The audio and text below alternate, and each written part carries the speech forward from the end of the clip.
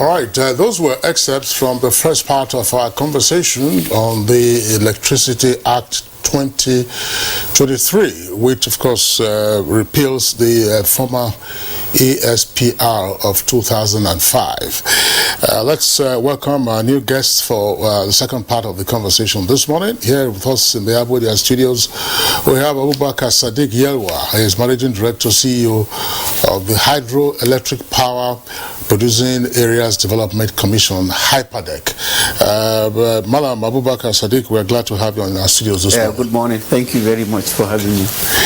And from our Benin Network Center, we have been joined by Engineer Victor Obano, who is Permanent Secretary, Edo State Electricity Regulatory Commission. Engineer Obano, good morning and welcome to Good Morning Nigeria. So much, and I'll say good morning Nigeria. Privileged to be on this program. Thank you so much. Okay, let's begin with Engineer Victor Obano in our Benin Network studios. Now, that's Edo State Electricity Regulatory Commission. This obviously will be the equivalent of the NEC that we have here in Abuja, which is the National Electricity or Nigerian Electricity Regulatory Commission. How does the existence of your commission, which is statutory, square with the Electricity Act 2023? Did you foresee this coming, that's to say as a government, or it's an outgrowth of previous exertions?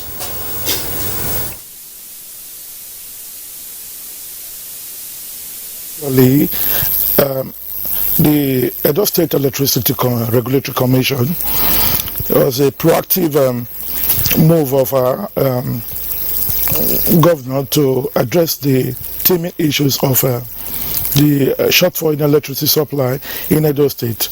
And I also that the Electricity Act of the 2023, as just signed into law, actually places all to be on the same direction with the tide swimming. While we anticipated the generation and regulation of electricity in Edo State, we were actually swimming against the tide. Even the amendment wasn't here, so we had a lot of odds to fight against.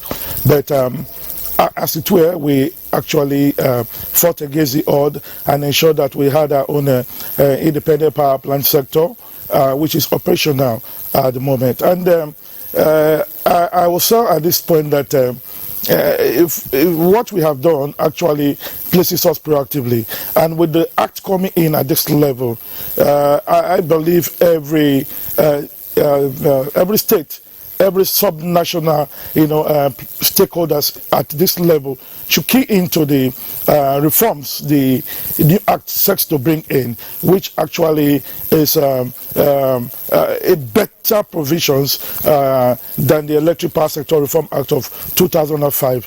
So from my perspective, in my opinion, we should actually focus on making power available to Nigeria at this level by seeking to actually take advantage of this act to correct the inefficiencies in the Electricity Power Sector Reform Act. Because what has been the problem over the years is unavailability of power. It's not dependable, it's not reliable, the power is not there.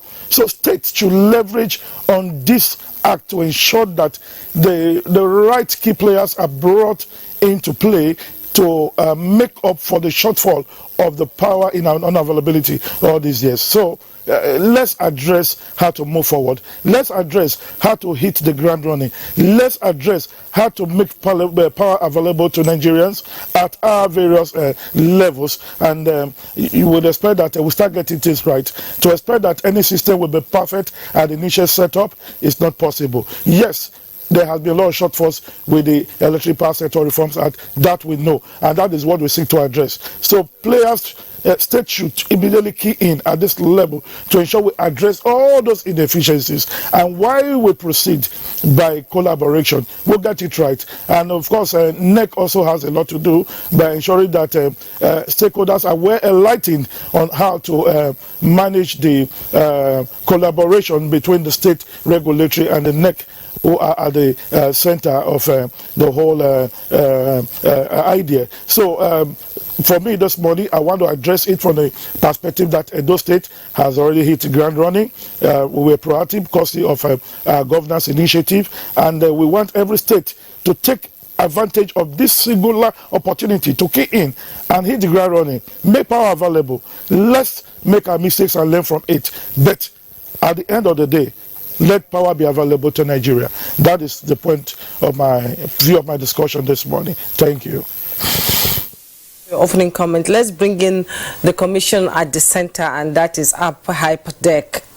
What does it mean, this Electricity Act 2023 mean to IPADEC, and how can states improve on access to electricity, power and investment with the act itself?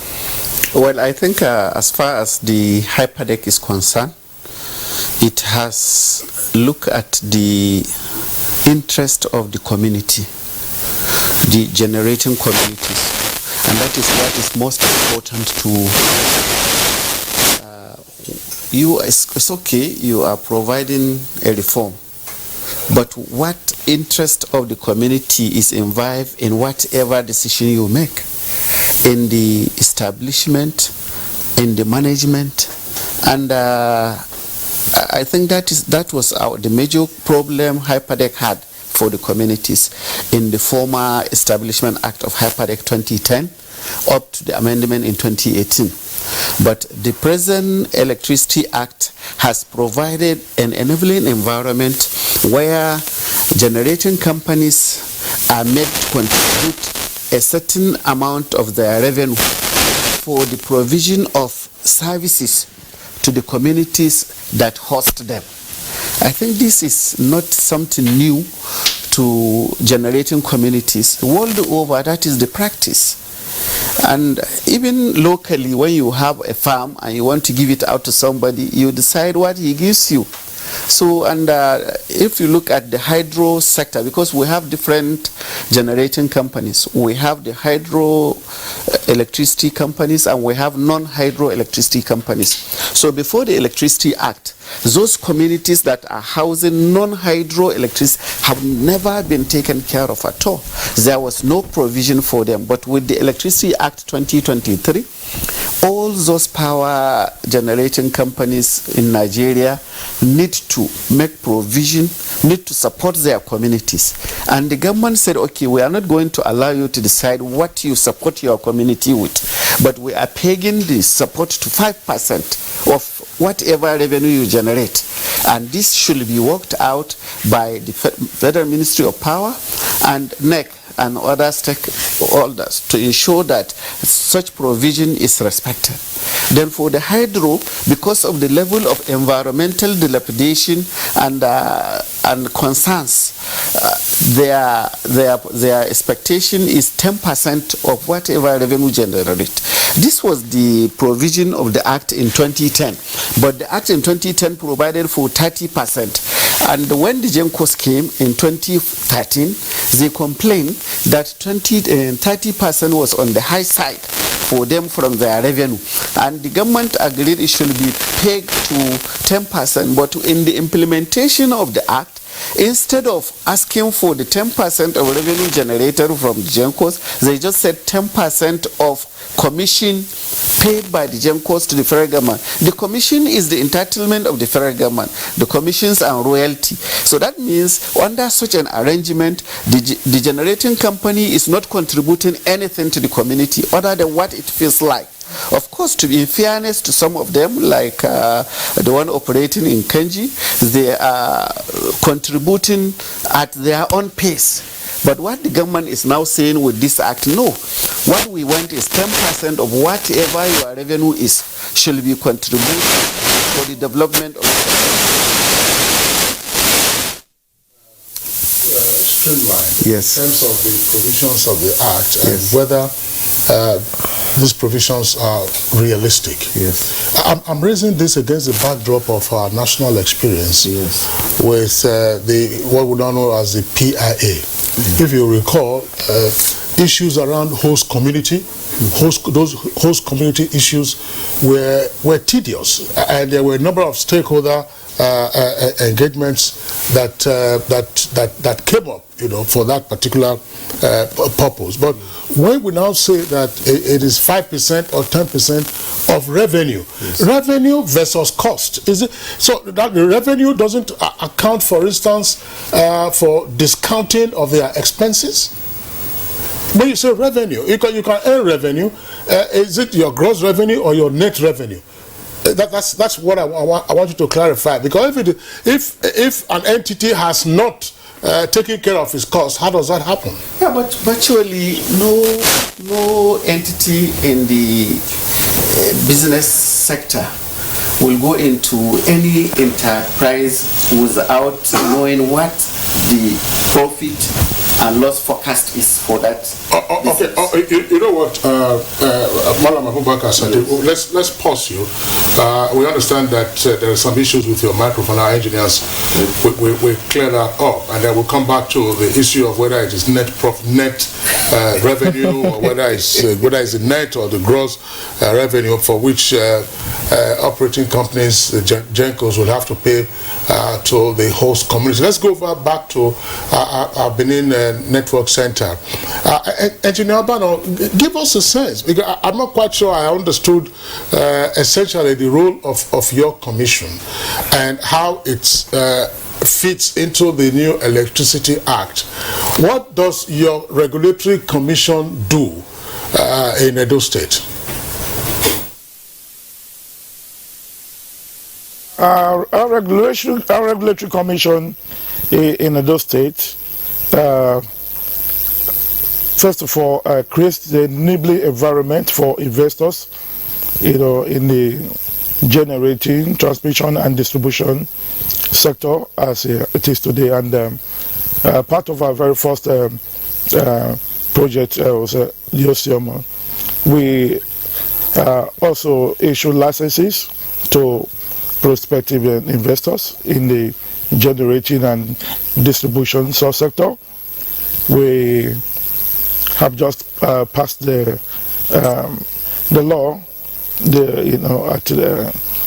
ensuring that the regulatory framework for all players in the generation and distribution subsectors are well put in place.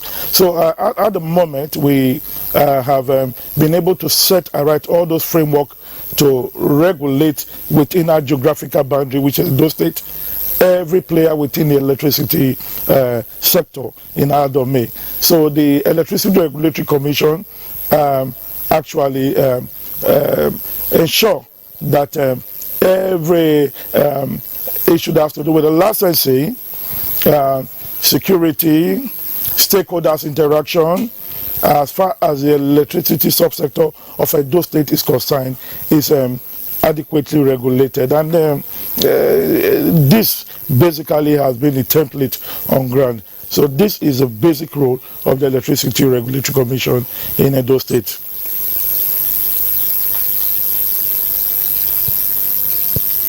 And my question would be as follows. Yes, you've talked about the licensing of Gencos and Discos. What is your role, for instance, as a regulatory commission with respect to the tariff structure for consumers of electricity in Edo State? In addition to that, what is your relationship with TCN, that's the Transmission Company of Nigeria?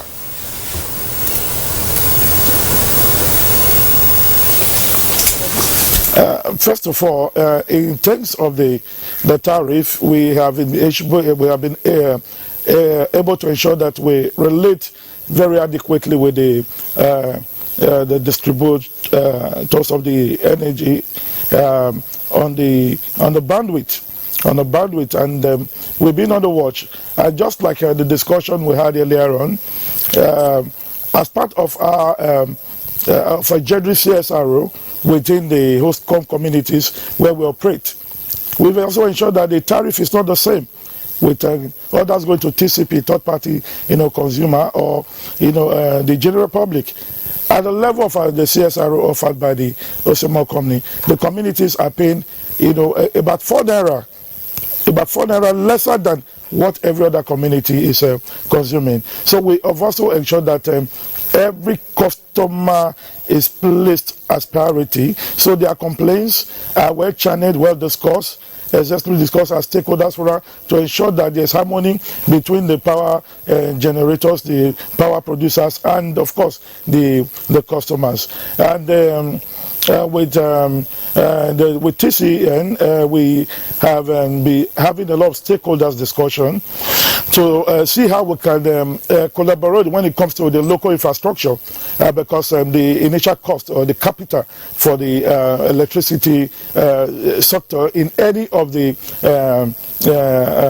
divisions, either generation, distribution, transmission and distribution, is quite expensive. So we have been discussing to see how we can collaborate in terms of infrastructure and have our understanding in terms of reference. Remember, the website is so that we'll be able to facilitate the distribution of our generation through their transmission lines. But as we speak, that discussion is still on, and we expect that at the right time we'll be able to get a terms of reference right, so that we'll be able to have collaborative infrastructure in terms of the electricity sector in Edo State. These are part of our development for now. You already have a head start, I think, with Lagos and Plateau in bringing electricity locally to your people. And experts say that the 2023 Electricity Act will only succeed if states key in into the act. So what can you tell states who are gearing up to start, their own electricity commission or company, and so that they can bring electricity to the rural people down to the subnational and the local government areas? What can you tell them on where to begin? Actually, with the signing of the 2020 Act, I think it becomes more easier now to hit the ground running, and that is my emphasis. But for now, like I said, we're swimming against the tide. The prospect of the law now made flexible weren't there. So I would rather advise that states should ensure that they start putting all the frameworks for the eternal generation, transmission and distribution of electricity in place. And this will be better done by collaborating with states who are already on the forefront, like Lagos, Kaduna, and Edo State. I think Oshu is also warming up. And with the collaboration, they'll be able to ensure that they don't go through most of the rigors we went through. We went through a lot of rigors over here to ensure we are where we are today. So states now have the fairway. They have every enabling framework within the ambit of the law to set up the Eternal Regulatory Commission, and this should be done very, very fast, and to ensure that we are not where we are at maybe 10, 20 years from now. We should take advantage, asserting right those shortfalls in the Electricity Power Sector Reform Act 2005. Every state has been set now to correct it. So if states fail to take up this advantage, then there will be no excuse. So with every state keying into this initiative, we expect that the shortfalls at power being left at the center too long, for so long a time, would be addressed. So I want to advise states to make collaborations, inquire from those who have been at the forefront, like I said, Lagos, Kaduna, and those states, and see how we have done it. Collaborate with us to see where we have also struggled to be where we are. And every state should key into this, because after that, there'll be no excuse to not making available power to our teeming citizenry. It's the heart of economic development. It's at the heart of industrialization. And to that extent, we must key in to ensure that we derive all the national benefit, economically and otherwise, from making available. So every state should key in and hit the ground running. All right. Thank you very much, Engineer Victor Bano. We'll come back to you with the course of the conversation. Now let's return to our Abuja studios, where we still have Malam Abubakar Sadiq Yalwa, who is the Managing Director, CEO of Hyperdeck. He was responding to our earlier question when his microphone developed some issues. Our engineers have cleared that up now. We have the assurance. And so we're coming back to him. Malam Yalwa, you were answering the question which I posed to say, look, how does this pan out when Gencos have to pay 10% or 5% or whatever percent of their revenue? So without discounting or accounting for costs, and therefore they are expensive. So you rake in 100 million. I'm giving you an example, and then 10 billion automatically goes out. If you rake in 100 million and it costs you almost 90 million to get that 100 million, what happens? Well, thank you very much for this question, but I think there are regulatory agencies in the system, and the federal government and the National Assembly did not just develop these figures out of the blues. There must have been some assessment of what the projection is, and it was also a product of public hearing.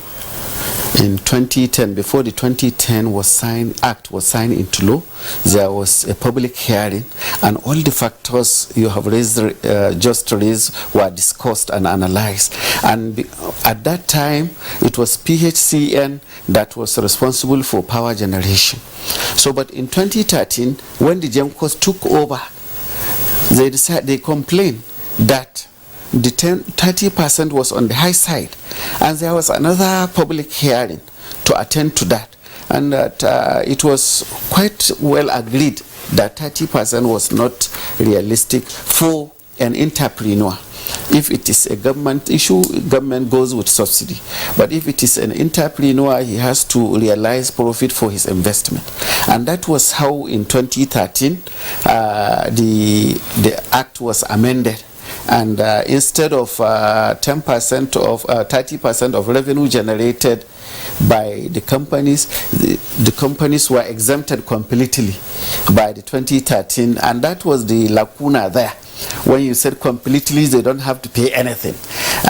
So, and in 2018, when the APC administration came, it felt no, the communities deserve to be considered.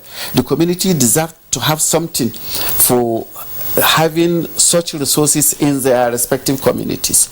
And as a result, there was another public interface, and 10% was agreed now to be the what contribution of the Gencos should be. But unfortunately, in writing the act, they made a mistake of writing, instead of putting 2A, they just put 2. And as a result, because of the legal implication of so many things between 2018 and 2023, that amendment of 2018 could not be implemented because of the problem realized with the description of the act. So when the National Assembly was doing the 2023 Act, it decided to harmonize all electricity-related agencies and repealed the Hyperdeck Act 2010, repealed the Amendment 2013, and repealed the Amendment 2018, and brought this into focus. In fact, that was when it justified the need for other communities other than hydro also to be given similar attention, and that was exhaustively discussed. So virtually I know the Federal Ministry of Power, the Nigerian Electricity Regulatory Commission have sufficient machinery to assess what the revenue projection for this company. Nobody will of course pray for the companies to die or to operate without profit from them. You know why I'm raising this? Because it is we expect that laws are made and that the laws will be obeyed, implementable, yeah, and then also implemented. But we know we have a challenge of implementation, and so it's to be sure that we get our footing firm before proceeding, that we can have these issues. Even for companies that operate, you hear them declaring profit before tax. profit after tax. Now, when you say revenue, a company has made its investments, initial investments. It has to maintain those investments, and at some point also has to replace its own machinery. And there's no way, I imagine, that a NEC or any outsider will be the one making business projections for an investor. To say, oh, in 5 years' time, those turbines that will install, we will have to replace them. And if those turbines cost us, say, $1 million at that time, when we got them, in 5 years or 7 years' time, those turbines will now cost us, say, $500,000 or 1.5 million US dollars. These are, if it's a going concern, it has to have its own costs. For instance, if you say, all right, the cost of living has gone up, and then for ease of living, they are increasing the wages and emoluments of their staff, and all kinds of costs that have come into the operations. This will eat into, they will get those monies from revenue, not from the public treasury. So that's why I'm wondering, MD, to say, why should this be? It's like a tax. Why should a tax be on revenue rather than on I'm saying it's equivalent of a tax or a levy. Why should it be on straight revenue rather than some other consideration? Well, I think the initiators of this program are first and foremost aware of the needs of the companies and the needs of the environment. So it was out the communities, there will not have been the investment. So what is most important is the community's interest. And if you address it very well, you will not have communal clashes. If you have communal clashes, you will not be able to operate freely. So I quite agree with you, nobody will want the investors to lose. Nobody will want the investors to operate at a loss. But at the same time, I am sure the federal government is not unaware of all these issues you are raising before reaching this stage. And I'm sure the Federal Ministry of Power is in a very prominent position to be able to decide if this 10% or 5%, as is being suggested by the Act, is on the high side or not. We are not even after percentage. What we are after is, what are you doing for the communities? What is the benefit of this investment in those communities? Are they saying that the rate is high now because they are private operators? Why have they not said so when it was being operated by government? So these are the kind of things we look at. And I am sure we are not out to fight anybody. We are not out to create a difficult environment for people to operate. We will want the power generators, the power providing companies to have an enabling environment that will make them continue to invest. Because when they continue to invest, there will be more power plants, and when you have more power generation plant, you will have more services to be provided, and the cost may come down, and the consumer will benefit from that the best. So actually that will be our aspiration. But what we are saying is, we don't expect a situation where a power generating company operates for 5 years, 10 years without doing anything tangible for the community. That is unacceptable. But for us to allow the communities to react, we feel it is better to have an enabling system that can coordinate their grievances, that can be able to address those issues, and for them to look at how many times we have mishaps. Even yesterday, there was heavy flooding in Kwara State, where a whole community was washed out by the river. These are the kind of things we are talking about. There is no investment that can save the lives that were lost. And properties too, and properties and farmlands. So these are the issues.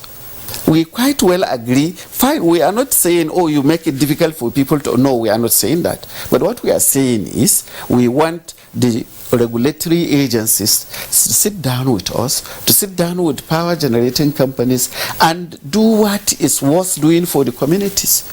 And in this case, it is not only the power generating companies that are contributing. Even the government at both state and local and federal level are contributing to this commission to ensure that the interest of the people is given the necessary attention it deserves. You know, when I was growing up, we used to go to the village. Electricity was there 24 hours. Yes. They don't even put off the bulb then. And along the way, did the power sector not take into cognizance the expanding population of Nigeria? You know, and one other question I would like you to answer is, before the Buhari administrations left, there was a collaboration with Siemens in Germany to sort of help with the power sector in Nigeria. So how can states key into this collaboration with Siemens? Sorry, I'm not competent to talk about that. I am mostly concerned about how the community benefits from the operations of the companies and so the dams. In line with that, yes. the act itself, they say, will help in curbing energy theft by Nigerians. Yeah, sure. So sure.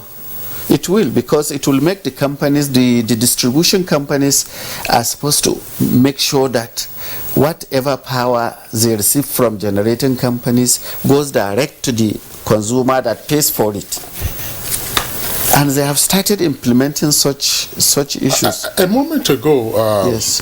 Madam Yewa, yes. the permanent secretary in charge of the power sector Electricity Regulatory Commission in Edo State. Yes. When I asked him about their role in terms of tariff, he said, for instance, that the host communities pay a discounted tariff. A discounted tariff, to say that, which is about 4 naira per kilowatt hour, less than what others would pay. And of course, by the time you aggregate that, the benefit comes directly to the consumer. I'm sure when you're talking about host communities, let's say Hyperdeck, if you go to the Niger Delta, everybody knows the story of NDDC. You know the wars that have broken out, the conflicts that they have to be managed, and all kinds of issues surrounding just abandonment of the core functions that ordinarily should have brought succor directly to the people. So you now have gangs, you have cabal, almost a mafia, hijacking some of these so-called leaders, and the benefits do not get directly. But from the example he gave, it would appear that, look, if I'm in a community and it's a host community and my electricity tariff is lower than elsewhere, at the end of the day, and power is available at all times, by the time I aggregate all of that together, it comes to me directly as a benefit. The companies can proceed to do whatever else they want to do as corporate social responsibility. As long as you benefit from absolutely corporate social responsibility. Yes. Because this doesn't debar companies from engaging in CSR. What do you think? Yeah, I think the notion here is quite misunderstood, because if you look at the Hyperdeck states now, before the inclusion of some 4 other states, about 1,500 communities are directly affected by the activities of the dams.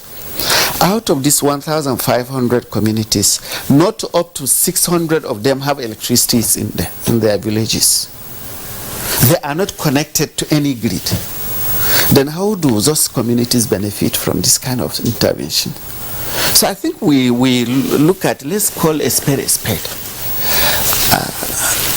We agree, whatever system the companies are interested in bringing, as long as it will provide succor to the community. It is not a succor to an individual. It is succor to the community. If that is so, yes. MD, if that is so, yes. 600 communities have no access to electricity, even though they belong to the Hypertech areas. Yes. Could it also be a point of advocacy, if not a pressure point, either from the community or from the commission or other stakeholders? It's not the business of the GENCOs to provide, to distribute electricity. Yeah, sure. you have discos whose areas of operation cover those same communities that now don't currently have power. Couldn't it then be to say, look, we go up to them and say, part of what we expect you to help us do will be line up power, let power come to us. Whatever they can do, because if we were to sit back and say, oh, let the GENCOs be the ones who now come and be distributing electricity, that could be out of their remit. What do you think? Yeah, I think that is the essence of this revenue going to the commission, to provide for such facilities, for such infrastructures that are lacking in these communities. Of course, you cannot expect the discourse to go about distributing electricity, connecting communities that are not connected.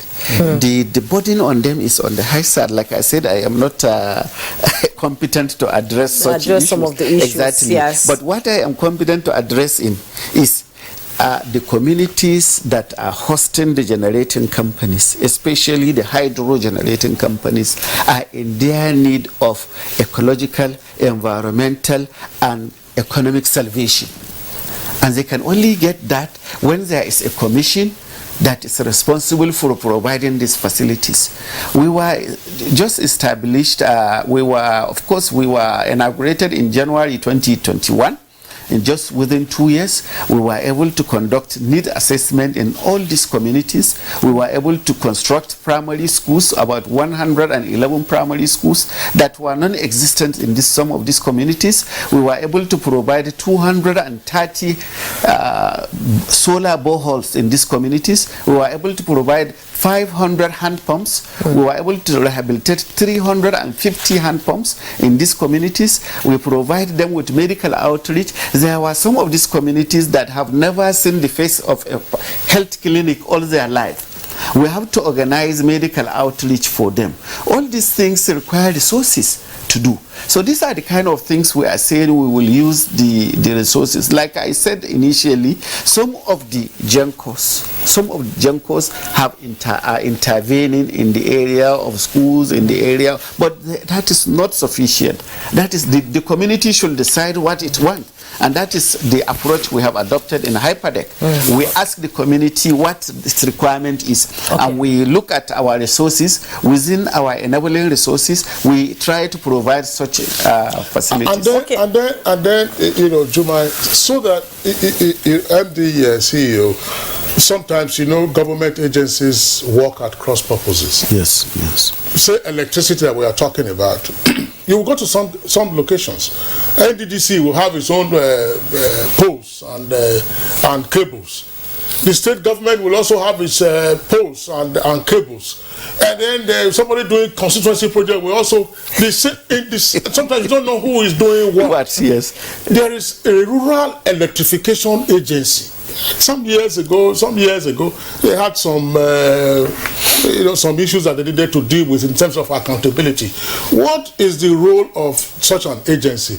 How might your commission collaborate with such an agency so that while you are building schools and hospitals and clinics, they are also helping you with those things so that you can have a diminished cost for the various communities? I think that it's an ongoing conversation. It's an ongoing conversation. Briefly, in 30 seconds before we go to Benin for another 30. Okay. In 30 seconds, you respond to that. We will have to round up. Thank you very much for the opportunity. Like he rightly said, that is what we are doing in Hyperdeck. We just don't sit in our office, decide what we do. Even after we went around the communities, obtain their needs, we hold meetings with the local government and the state governments. We look at what do you have at hand. There are some local government that we collaborate. We pay a certain percentage to complete a project they are handling, and there are certain projects that the state government will ask us, okay, do this, we do this. Like in Benue State, we realize there is a threat to lives and property in Makodi as a result of the nationalization of the EDA drainage system. And when we realized the government was not interested in doing that, we quickly requested the government to give us the go-ahead, and it obliged manage. And we did that, and that was what encouraged us. When we went to Kwara State, we were able to handle a similar project in Kwara, and we are presently handling a similar project in Kogi State, in Kotonkarfi. You remember last year there was heavy flooding that blocked so many vehicles on the way. So when we went, we had a meeting with the Ministry of Environment, the Ministry of Works, and the traditional institution, and we were able to develop a project, and Hyperdeck financed the project, and it's now almost 70% completed. Okay, we wish you all the success, and we hope that this Electricity Act will favor the common Nigerian out there trying to make a living. You know, thank you so much for coming. Thank you so much for the Abubakar opportunity. Sadiq Yelwa, MD CEO, Hydroelectric Power Producing Areas Development Commission. It's now Hyperdeck, that is National Hydroelectric. That is, it encompasses all the electricity generating companies now, and it's not only in a regional perspective, it's all over Nigeria. Okay. Yes. Thank you so much for coming. Thank you very much for the opportunity. I also like to extend our gratitude to Engineer Victor Obano, Permanent Secretary, Edo State Electricity Regulatory Commission. Thank you so much for coming on Good Morning Nigeria. It's been a pleasure. We'll take a break. When we return, our second conversation will begin. Don't go away.